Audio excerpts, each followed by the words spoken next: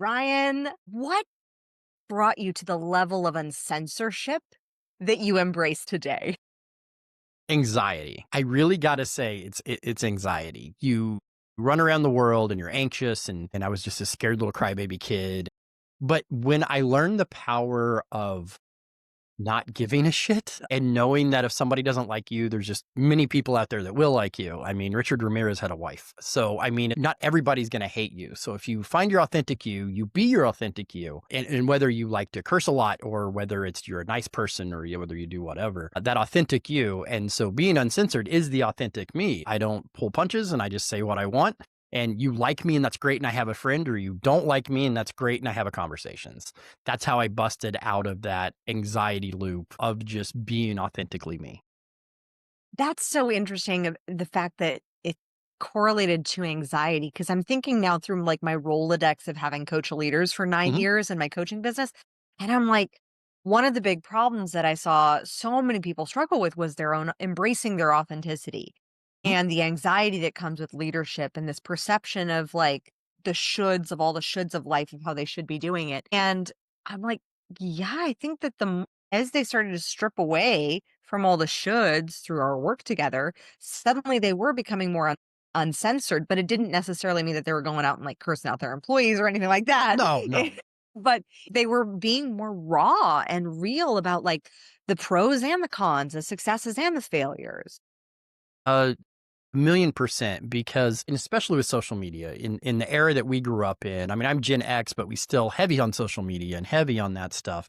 Yeah, As we you all get like Facebook and We do. memes. I No, I love them. Like I was sitting here, I was filling out your form of like putting in all my links. I'm like, well, on Instagram, I got 8 followers. Here's TikTok, I got 12. Here's LinkedIn, I got like 4,000. Here's Facebook, I got 15,000. Here you go.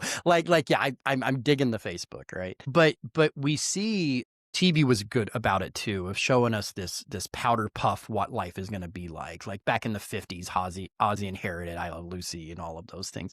And we keep getting these things. But when you go through life, when you actually go through the nitty gritty of life, whether it be business successes, business failures, addiction, family problems, death, loss, it's messy. Life is messy.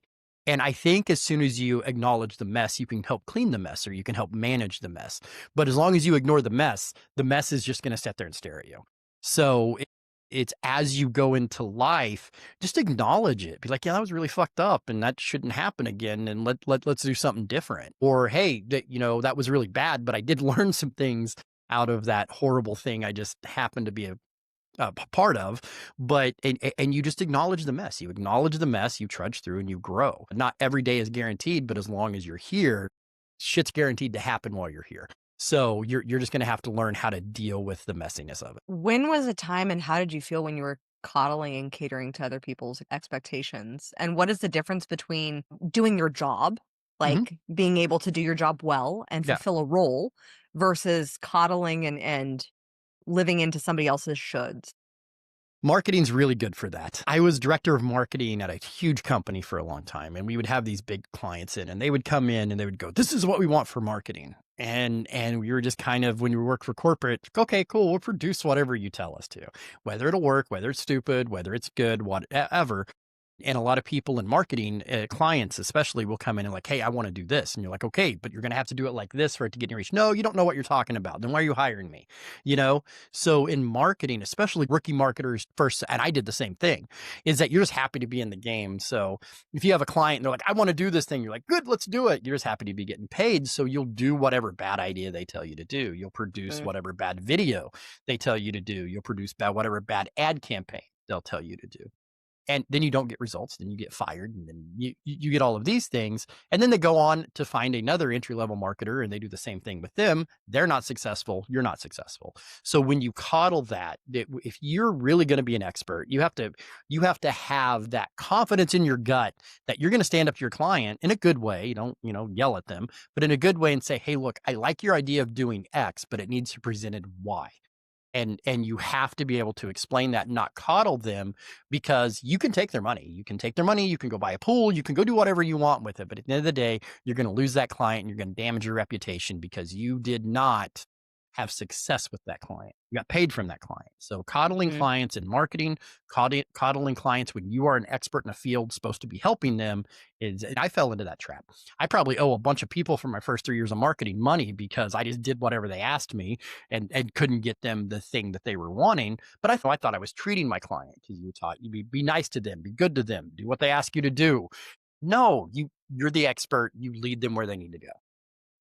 Yeah, I see that so often with newbie coaches as well when they're just starting out and they're like, "Oh, well, I'm holding space." And I'm like, "Yeah." And like Hmm. your clients are kind of paying you to challenge their perspectives. If you're holding space for their current perspective, that's as far as they're going to grow. They're Hmm. not actually going to grow beyond that space. And I like to frame it as like how a doctor prescribes what a doctor prescribes. And like they're not apologizing for it, but they're gonna be like, okay, you have this, this, and this, and this symptom. Here's the thing that's gonna help you.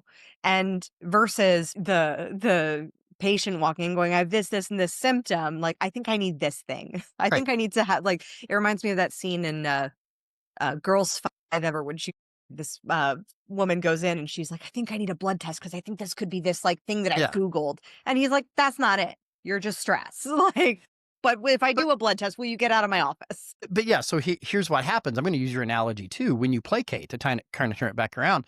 I remember the doctor that I had until I was 32 years old was the same doctor that pulled me from my mother. So at 33 years old, he's getting ready to retire. Right. And he doesn't care. And he would placate. I would come in and say, hey, I need this pill. And he'd just give it to me. Hey, I need this pill. He'd just give it to me. Hey, yeah, yeah. That's how you get a drug addiction. That's how you get hooked on things. That's how you get damage from taking different medications that you don't want to do because that doctor placated me because he just didn't care. He's like, here you go. Here you go. Oh, you need more Xanax. You need more this. You need more that. Hmm. Whatever, man. Whatever gets you out of my office. That's definitely how you get a drug addict. That's Right. how they got my Right. dad. But what you're saying is that doctor placated me. He gave me what I wanted to my detriment and damage. Hmm. Yeah, instead of what you needed. Yes. And it's really looking at what is the need. And so what is the need for full authenticity in marketing? I think one of my favorite sayings is if you're ever lost in the woods, the first thing you have to do is find out where you are so you can find your way out.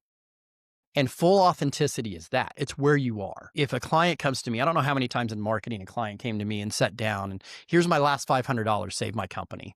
And I'm like, take that $500, go take you and your husband out to the last nice dinner you're going to have for a while because your company's going to shut down and that's what I'm going to do. Go play the lottery with it. These are all things that were going to be better than giving it to me. Full authenticity means if it's a bad idea you take it, or if it's a bad idea you call it out. If it's a bad client, you help that client be better at that they're doing. Whenever it comes to a Mhm. doctor, a lawyer, a marketer, all these high level experts or whatever, you're there to navigate them through a space that they're not familiar with. It's the same thing as if I dropped you in Boingo Boingo in the jungle and gave you a navigator and you're like, hey, let's go this way. You're like, cool, there's tigers there, but let's go. Like it's the same thing. You're there to navigate people through this space. And if you're not fully authentic, you're going to lead them to the tigers. You're going to lead them to the bad place, or you're going to lead them wherever.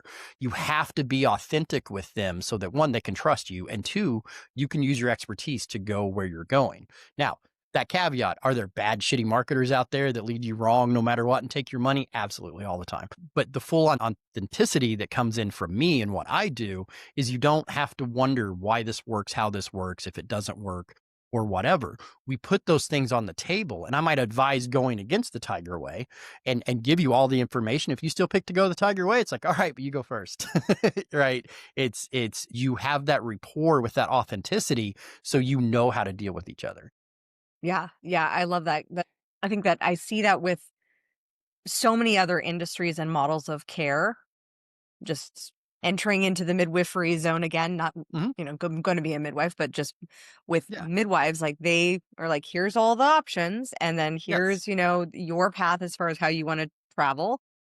These are the best ways to travel. And so it's this constant back and forth of a dialogue, but it doesn't happen without information. Mhm. And I think that's one of the things that I love about podcasting is it does provide information, but there are some like there are some pieces of information that like people can Google, right? Mhm. Like I was just having a conversation with several naturopathic doctors at our podcasting party about the power of a perspective shift versus Google 15 supplements that can help, reduce your hair loss because when you're able to provide that perspective shift from that authentic Mhm. place and also from that place of experience, that's when you're able to deliver something that's of greater value. But how do you frame that and how do you sell that? Like when you're going on, when you're, doing what you do and Mhm. building people's shows for them? Yeah.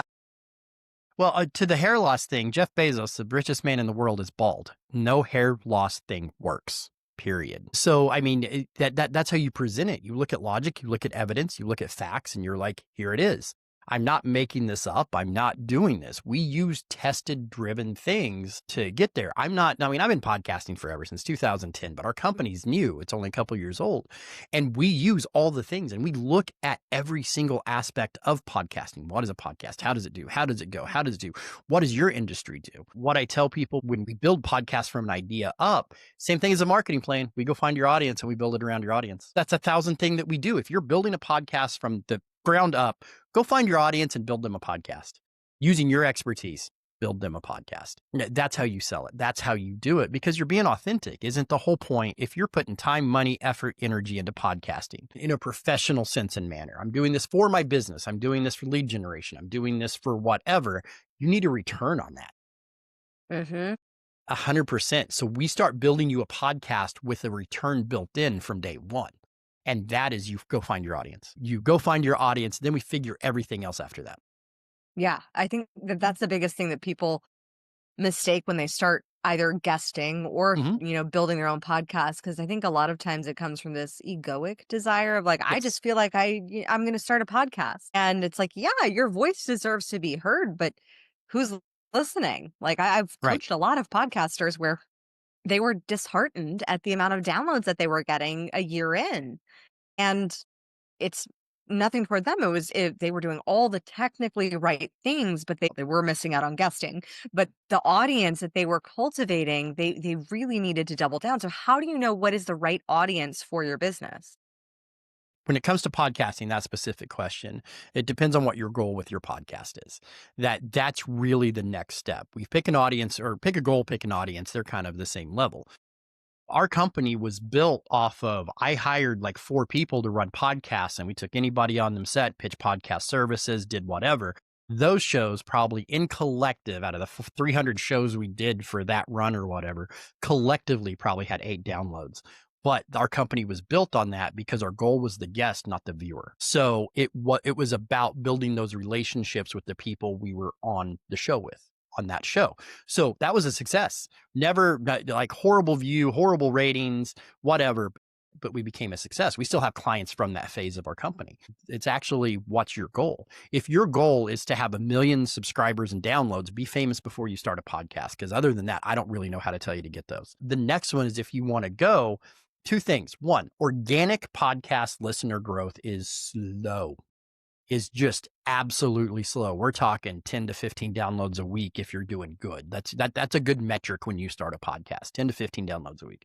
And then by the year end, you add percentages to that. So your second, third year in, you're rolling even more. Lucky people get more. You'll have a good show that peaks. You'll have this and you're trying to find that pop off, right?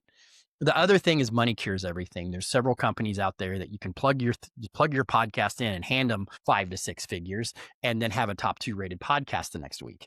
Hmm. That's the magic bullet. You touch on something that you and I are Yeah. so in cahoots with, Yeah. of the power of the relationship. Is like Yes. so many Yes. people treat the podcast is like this thing that's gonna make them famous. And suddenly, like, within 6 months of having one, why am I not Rachel Hollis or Joe Rogan? I'm like, well, Yeah. they've been doing this a while. That dang piece of toasters or just a little crumb. It was a poor choice. But secondly, like you touched on the relationship, and like that Yeah. this is how we get, like, our clients get referral business Yeah. before podcast episodes even distribute, Yeah. because we're strategically placing them on the right podcasts that build the relationship. How many of your clients actually get that about the relationship? All of them because it's part of our process.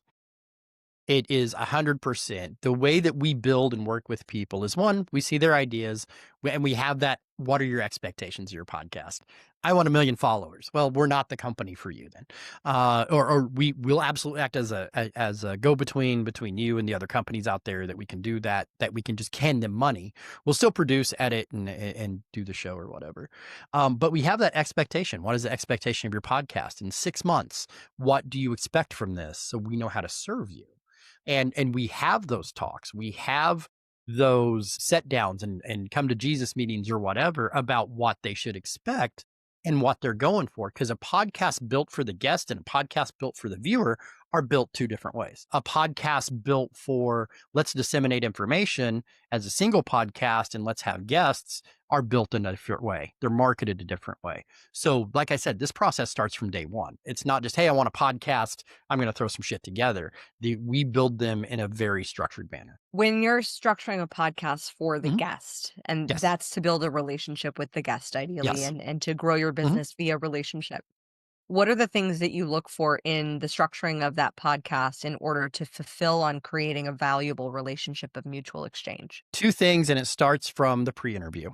We say, hey, the pre-interview process. There's a lot of podcast hosts. If you any of you guys out there guest a lot, you know, some of them do pre-interviews, some of them do forums, some of them do whatever. We always build that process to kind of get to know your person, and we try to get that as face-to-face as possible. We understand there's a lot of forms involved, but that face-to-face before anything happens, we try to get that done.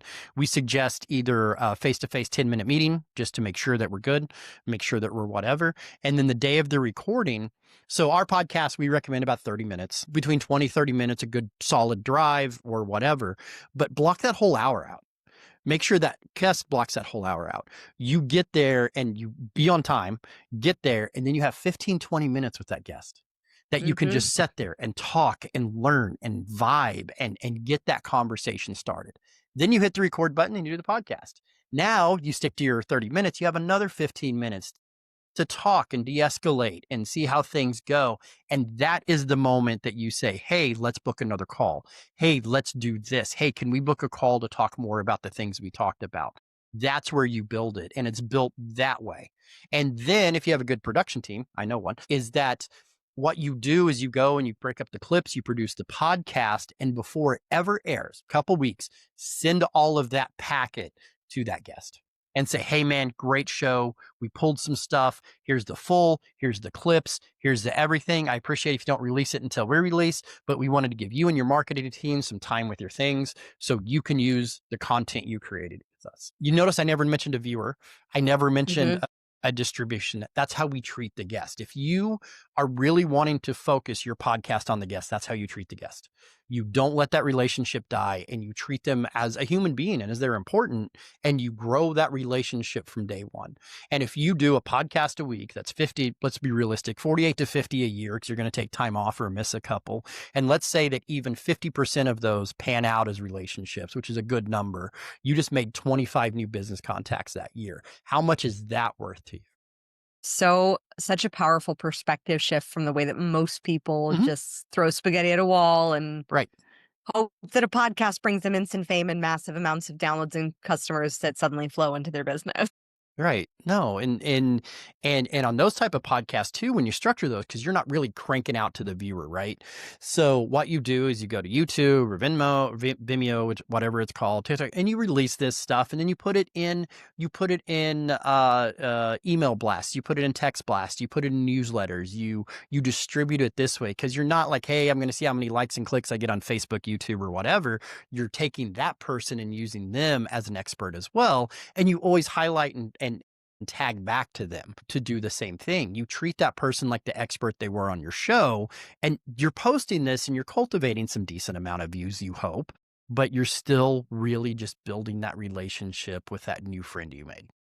And because if I said, hey, Kimberly, let's go set and you can listen and I'll buy your lunch and you can listen to me for 45 minutes talk about podcast production and what I can do for you, you're going to be like, no, thanks. I got toast to eat. But if I say, hey, Kimberly, you are an expert in your field. I love how you talk about podcasting. Would you please give me an hour of your time to come on my podcast and talk to me? You guys are still going to have the same conversation. We're still going to talk about the same thing. You're just more apt and more open to sit down and have that conversation. Mhm.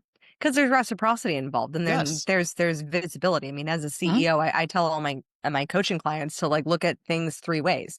How can you leverage one thing 3 ways in marketing, in anything? Yes. So, for a podcast, you can leverage it from, it's the interaction, it's the relationship that you build with the guest or the podcast host. It's the social media deliverables. It's suddenly now you have all your content done Mhm. for the rest of the week, and then it's, you can embed it into email sequences, marketing funnels, etc., to provide that social proof for that next program or thing Right. that you're launching. So there's so many benefits to doing it, and I love the strategy in which you approach it and building it for the guest. If Yes. you're building it for the viewer, how often do Yes. you do that for your clients? Or is it mostly building it for the guest? No, we build for viewer too. That's a different one, and a lot of them are actually kind of in the middle, right? A lot of them we don't necessarily build strictly for the guest or strictly for the viewer. We have classes and talks about how to do both, and then it's kind of up to the host. If you are building for the viewer, that's a much longer game to find a result. So I used to be a stand-up comedian. I toured, and that spends a lot of time in the mirror, talking, working things out, making sure you engage an audience, making sure you do that. If you look at Howard Stern, Joe Rogan, Mark Segura, all these other people, Theo Vaughn, all these people that have these, they are stage performers. They know how to entertain an audience. They know how to keep an audience engaged. They know how to Mhm. do all these things before they ever buy a microphone and sit down like we are. They know how to do this. And that is number one in making a podcast for the viewers. You're going to have to get rid of your ego and understand how to captivate an audience. What are you going to do? How are you going to captivate that audience? How are you going to be an expert? How are you going to structure your show with all the little marketing things out there that TV producers and all the things have to do? Is attention span 4 to 6 seconds? You need to change. You need a graphic here. You need to punch it up. You need to write everything before you walk on there. You need to have high level guests. You need to do this. It's a different build. It's an absolutely Mhm. different build.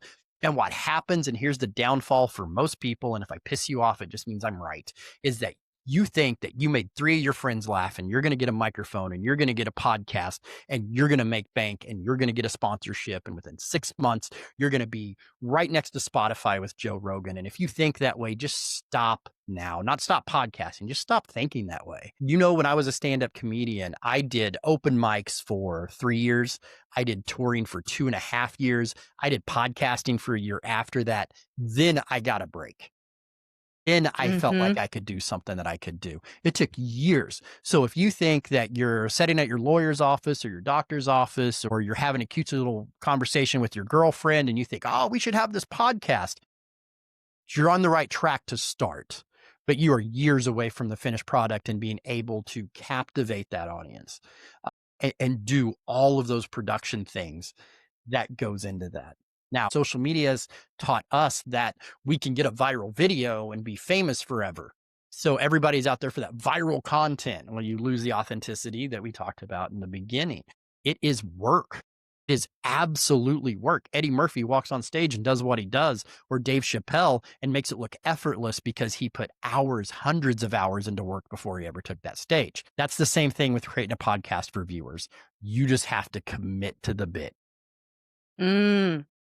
Preach, because I think that having been in musical theater and done theater for most of my early adult life, the hardest part is building the audience. Like, Yeah.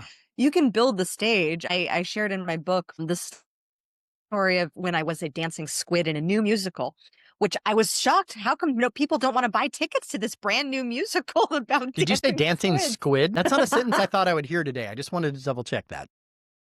I like I like to throw curveballs, Yeah. fart No, book, dancing squid.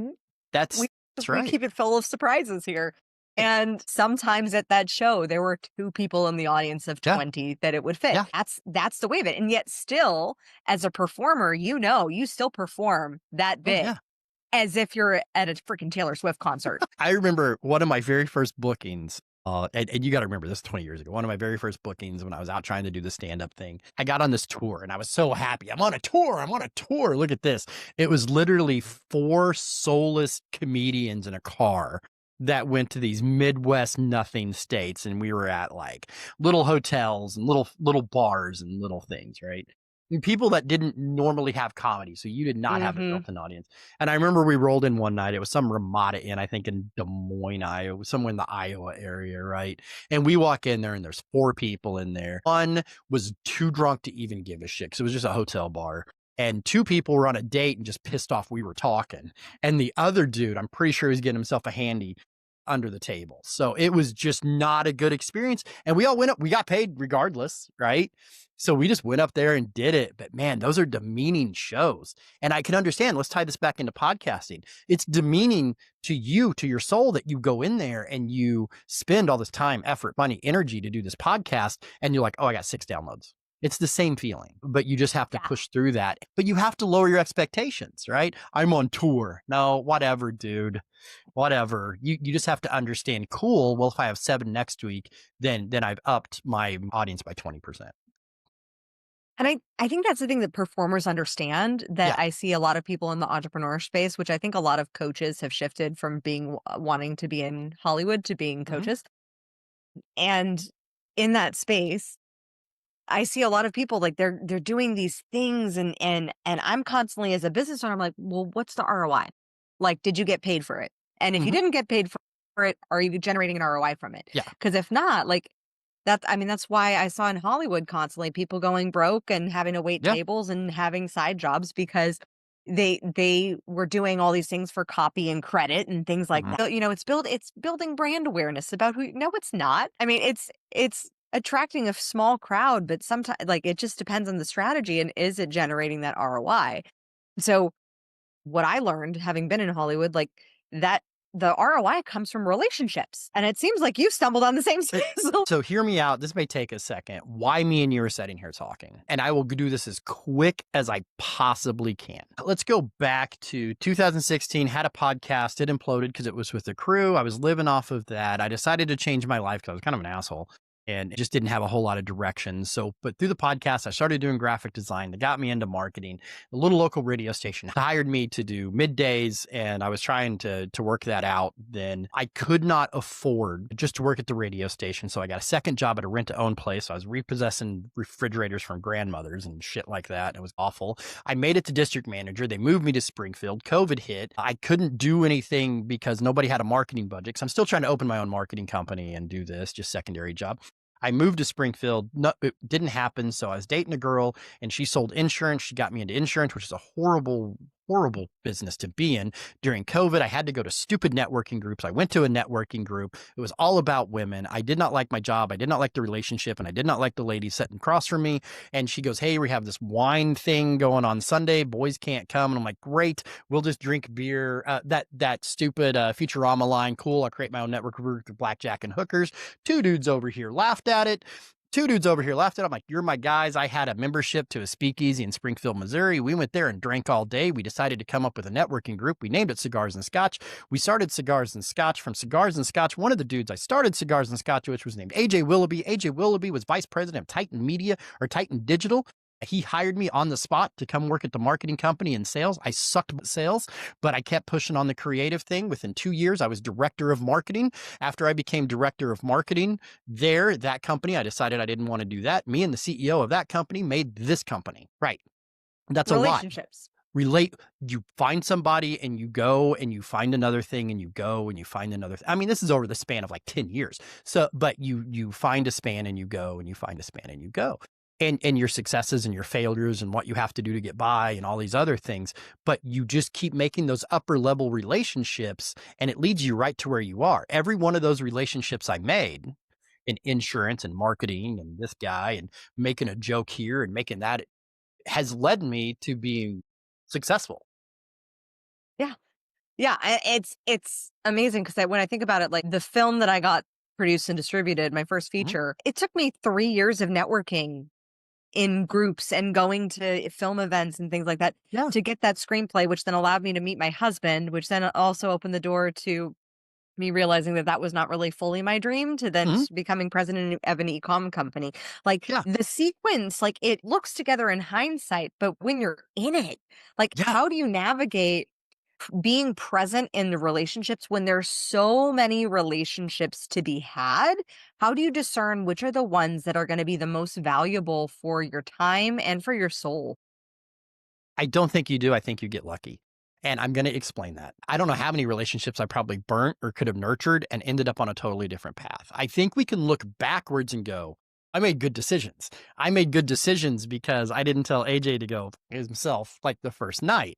Right. Cool. Which is a me thing to do. Right. But Hmm. I could have met somebody else and went another way. And I think that you develop the relationships on the other side of that, I think you selfishly develop the relationships that help you the most, and whatever level that is on. I'm sure you going in Hollywood, you've had jobs you weren't proud of or didn't want to do or didn't, and you're just, but you self-identify, right? You self-identify, I'm an actress, I'm a performer, and that's what I'm going to do. Whether you're waiting tables, whether you're scraping gum off of a theater, whatever, you're still an actress, right? You're still a performer. So you meet people, you're identifying and developing relationships as that identity, not the gum scraper or not the rent to own or not the Hmm. whatever. So you're selfishly developing the relationships that make it work for you. I always develop better relationships when I introduce myself as a writer instead of an actor. Right. Right.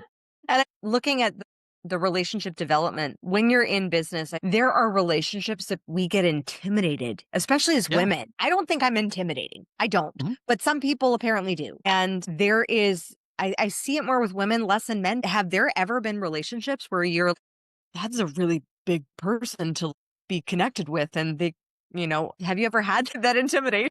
Yes, and this might need a therapist call, but those are the ones that I almost have to fight myself not to blow up. It's weird because it is intimidating, and I don't like I don't like feeling like that. I don't like feeling smaller, lesser, intimidated, or whatever. And I've noticed like you try too hard, or you push too hard, or you're awkward, or you do whatever.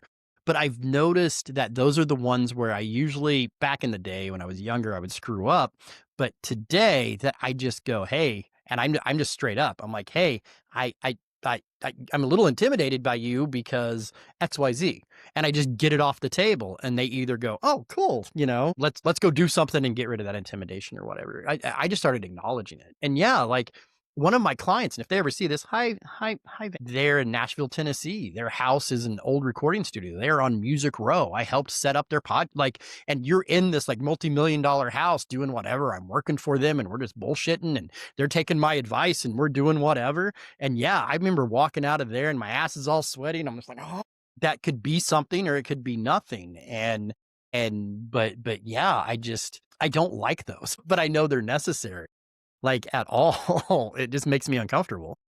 Yeah. Yeah. I mean, it is definitely sitting in discomfort. I mean, there's Yeah. definitely been rooms that I've walked in where I'm like, why did I get an invite? Like, where I'm pretty amazed, but at the same time, and I completely agree with the self sabotage identification of like Yeah. because there is a fear, especially when you jump so far beyond your comfort zone of the people that you're used to associating with, Mhm. where suddenly it's like, oh, this person's really big, important, influential, has a lot of context, could do a lot for me, for my business, for growth, for whatever. But that I love your ability to just call it out and really be honest and unfiltered and uncensored with the fact that like, hey, this is really happening, and I feel this toward you, and are we cool? Yeah. Well, and on the same vein, Hollywood might be a little different, but I think in business, you had brought up the word ego, well, a little bit Yes. ago. I've been trying not to curse as much as I usually, but it's awful, especially in the podcast industry, in the Hollywood industry, and my God, in the business industry, it's about as bad as you can get. And I think that's it. I think when you find people that where your egos don't bump into each other, because I have Mhm. one, you have one, we all have one. That's it, right? But I think when you find those people that your egos don't bump into each other, I think that helps a lot. That you can get out of that way because there's people that are intimidating. They know they're intimidating. They know they can call the shots. They know people look up to them, and they use that shit to make you feel smaller, or they use that shit to manipulate you. At the same time, you're really trying to manipulate them to get you to do, all that bullshit.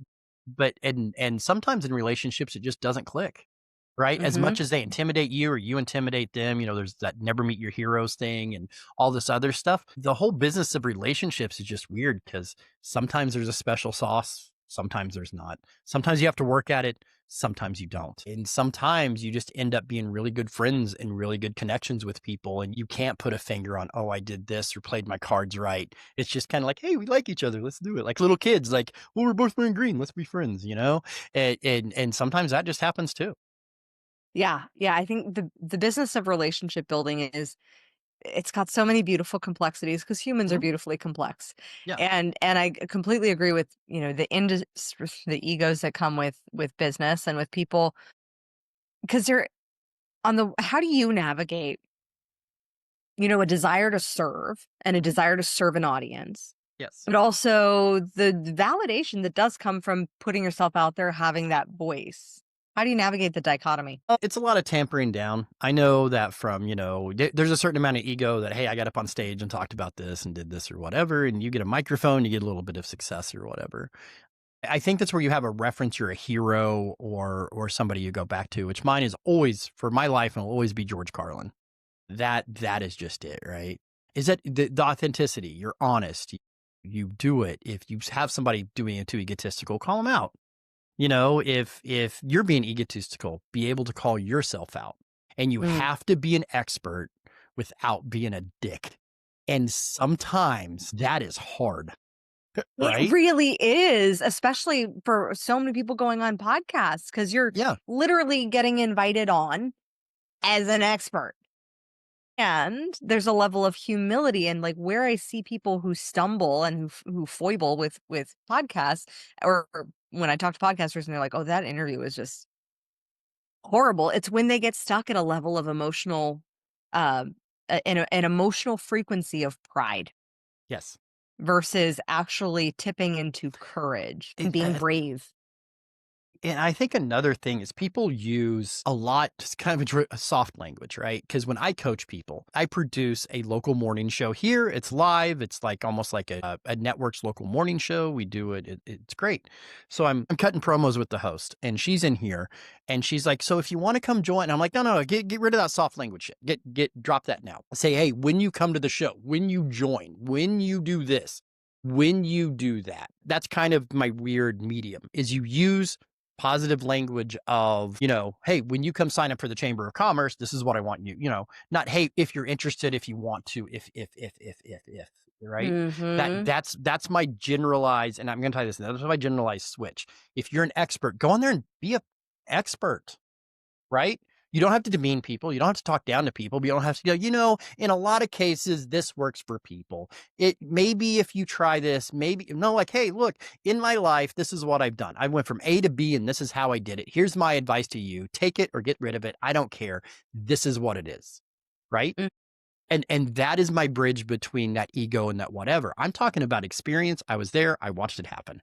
And we're going to talk about that. I'm not overinflating it. I'm not beating you up with it, but we are saying, hey, look, in my experience, if you just put your head down and you work and you commit and you pay attention to this and you do this and you balance this, this happens. That's my expert advice. Take it or don't take it. It's really not up to me anymore. I'm not going to if and when and if you do this and maybe do this. We're just going to be direct.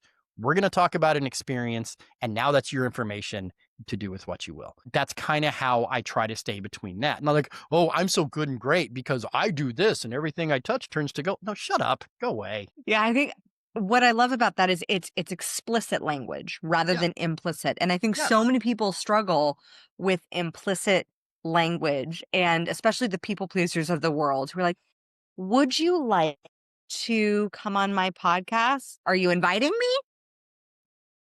Instead of, "I would like you to come on my podcast. Yeah. Let's do a podcast Yeah. swap." No? Cool? Okay. Next. Okay. Right. Yeah. No, one of the things I was talking to Neil because me and you were talking about doing some business or whatever, and I Yeah. said something about trade.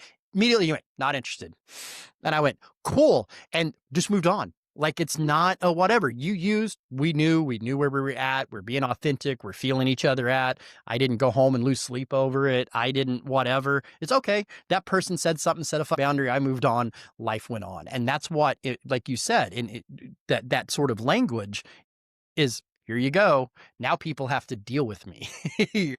Yeah. You set those boundaries, you hold those boundaries. And when we're talking about being an expert on a podcast, set those boundaries. I have the microphone, I have the voice. When you're on my podcast, I'm the expert. When I'm on your Mhm. podcast, you're the expert. I have the microphone, I have the voice, and you have a choice whether to listen to that or not. But what I'm not going to do is make a choice if I'm an expert or not. When did you get so confident?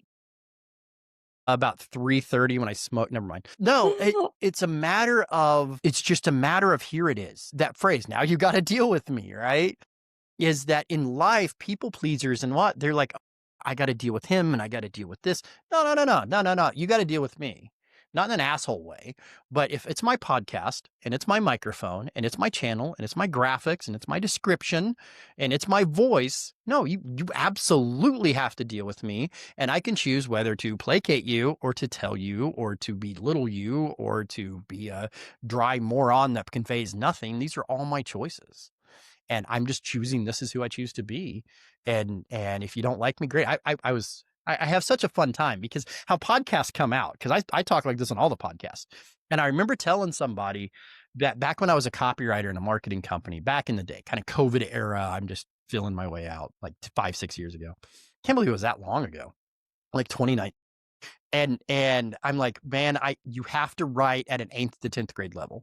Anything that you write in copywriting, 8th to 10th grade level, you got to dumb it down. You got to do this. And I said this George Carlin quote on the show. I said, look, there's a George Carlin quote out there, because the host, me and they were going back and forth. Think about how dumb the average guy is walking down the street. Now, remember, 50% of people are dumber than that guy. So, right. So when you do marketing, you have to encapsulate. There's not much. I like niche marketing, but you do have to encapsulate. Not everybody reads on a college level. Not everybody does that. So most of the afternoon, I've been arguing with this guy in the comments of that clip that somebody posted from 6 months ago of you have to do this. But once again, it's my quote, it's my voice, it's my expertise, and that's what I'm going to do. We're going to talk about it, and I am not going to waver from being the expert. I can be wrong, I can be retrained, I can be retaught, I can have new information, but I'm not ever going to not be an expert if I've put thousands of hours into something. Mhm. Yeah, and the 8th grade level, it's very real. Having Yeah. just finished my book, I was, like, looking through and obviously getting all the tips on, like, Mhm. how to, the best books, 'cause I don't wanna just have the title of bestseller, like, I have that, but I want it to actually sell, and I want people to Yes. actually implement Yeah. what is in the book, and I was reading, I was like, "Oh, it's gotta be written in an 8th grade level," and I was Mhm. looking at some of my copy, and oh, sometimes I have some smarty pantsness coming through. So, looking at it and thanks to ChatGPT, I was, how would you write this at an 8th grade? When I looked at it, I was like, "Okay, that's not bad," but it's still my words, but there are certain pieces of it where I'm like, "Yeah, that was too elaborate for, for the reading level that I Yeah. want it to be at so that it's actually implemented." Yeah. When you give information as an expert, when you say, hey, you need to do this to do it, you have to do it in a way people can follow it. There's a reason if you go to YouTube, some YouTube channels that, and I love YouTube for learning tech things and learning new processes and Mhm. products and all that. They're people I follow because they talk to me in a way that I absorb, right? I'm not saying that I'm dumb or they're dumb or I'm smart or they're smart. They speak to me in a way that I absorb. And if you sit here and go, well, I'm not like the guy in the comment, I'm not dumbing it down for anybody. I'm not asking you to dumb your shit down. I'm not asking you to go, so did you take the podcast? I'm not asking you to do that, right? I'm not asking you to talk to the dude like he's got a 4 IQ. What I'm asking you to do is make what you say absorbable to the person you're talking to. Mhm. And if you use a lot of $13 words that person has to stop, think about, stop whatever, then decide you're just a douchebag. But stop, think about, stop. They're not learning what you're saying. They're not absorbing what you're saying. They're not flowing into that communication conversation. So that's what the 9th, 10th grade level thing is about. Not because you're dumb, because that's what's easily digestible. How do you eat an elephant? One bite at a time. How do you eat an idea? One bite at a time. So if you give too big of bites or you give too big of stuff, it's not digestible and people walk away and you're not teaching anybody anything. You're just hearing yourself talk to hear yourself talk, which a ton of people love.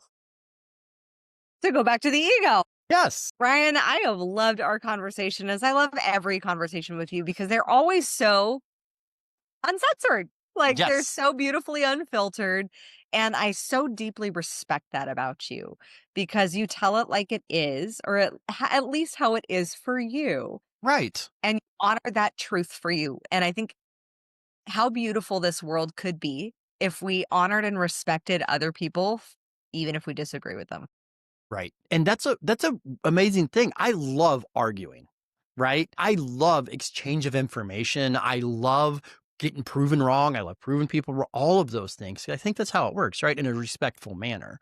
I'm going to Mhm. say this, and there's maybe people in your comments that go, that guy's a dick. And I'm going to be, yes, yes, I am. But show me on the doll where I was wrong.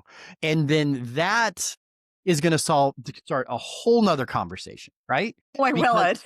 yeah, right? Because then at that point, it will be like, okay, well, I don't feel okay, good. Educate me how you would do it because I would love a different perspective. I know what works for me. I go to that well because it works for me, right? What I don't want to do is go to a well that doesn't work for me. So I don't think everybody's inherently wrong. I don't think you're wrong because you believe different from me. Maybe we just have different wells and let me see what's in your well because maybe that works for me. But until then, I'm not going to be searching for wells everywhere. I'm going to do what I. Yeah. Yeah. Ryan, how can we find you? How can we work with you? How do we get you behind and your hands all over our podcast? Well, the best way is Ryan at Titan Media Works. Just reach out to me directly. And that's WORX. If you do the K, I think it's a mail stripper site. And I'm not even kidding. So it's, yeah, go check it out, but eventually come back to our website. But Well, yeah, or just whatever. But yeah, reach out to me directly. Like literally just send me an email and say, hey, I heard you on the Communication Queens podcast. Let's talk, right? The other way, the two biggest one, because I'm a Gen Xer, is Facebook. I sent you all my links. That'll be linked in there. mhm. Facebook, Instagram. I mean, you can reach me there. Maybe 6 months before I message you back. You can reach me there. LinkedIn is another big way. I think everybody that does business podcasts are on LinkedIn. LinkedIn is probably the quickest way if we're doing a business exchange or whatever. If you go to Facebook, you're going to see some business. You're going to see my local stuff. You're going to see a lot of pictures of me and my wife. You're going to see memes that I like. So maybe, because you're talking about that. You But Gen Xers and the memes. Gen Xers and the memes, man. Gen Xers and the memes. But that's really the best way to do it. You can go to titanmediaworks.com, which will give you a pretty good overview. We're in the middle of revamping that a little bit, but I'll give you a pretty good overview of what we do and how we do it. And you can communicate with me through there. When it comes to a podcast, all consultations are free. I love sitting down and talking about it. And if I intimidate you, don't. This meeting will be just like this interview. And we'll see if it's a fit or if it's a not. There's times where I'm like, look, I'm not interested in doing your podcast. Or you're not ready to do what we want to do or to do whatever. I don't mind any. I love taking that journey. And I want, as an artist at heart, because I do some of that stuff too, to take an idea and to see it as something physical that works, whether it be for business, whether art, pleasure, whatever. It's just a passion of mine. And I want to make sure, because your success is my success when we do this. So let's just get together and talk about it. Let's make it awesome. Right. Ryan, I have loved our conversation. And y'all, if you want to get a really top notch quality podcast that looks good, sounds good, and also delivers profitable results, go over and have a chat with Ryan. As always, my fellow communication queens, let your voice be heard. Thank you so much for listening. If you love this episode, subscribe, leave us a review, and share it with your friends. For more tips on guest podcasting, storytelling, and communication strategies, follow us on social media at Communication Queens Agency and visit us at communicationqueens.com. I look forward to seeing you in the next episode. And in the meantime, remember, your story has the power to save one life. Let your story and your voice be heard.